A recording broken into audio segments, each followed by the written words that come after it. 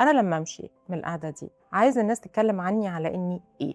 لو انا في سيتنج في سوشيال بريشر معين، مجتمع من المجتمعات اللي بنتحط فيها مش دايما بنبقى على راحتنا او بنقارن نفسنا باللي حوالينا، انه بص فلان وبص فلانه and so on.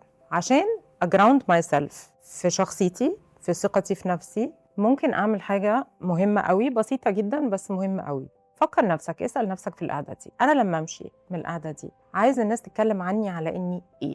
على اني الشخص اللي كنت لابس الاوتفيت اللي يا نهار ابيض، ولا على اني الشخص اللي كنت بسمع كويس، على اني الشخص الامين في كلامي، على اني الشخص اللي لسانه نظيف، على اني الشخص اللي بيجامل بس مش بيكذب. مهم قوي انت عايز تبقى ايه، علشان هو ده اللي تشتغل عليه. انا اشتغلت على نفسي علشان ابقى شخص الويت بتاعه ايه، وزني ايه في المجتمع اللي انا فيه، انا بضيف ايه للمجتمع اللي انا فيه، انا بدي ايه للناس اللي حواليا. احنا بنعيش حياتنا كتير قوي بنحاول ناخد، باخد من اهلي، باخد من الناس كومبلمنتس، باخد من الناس، انما انا حدي للناس اللي حواليا ايه، دي حاجه ما بتجيش في بالنا كتير قوي.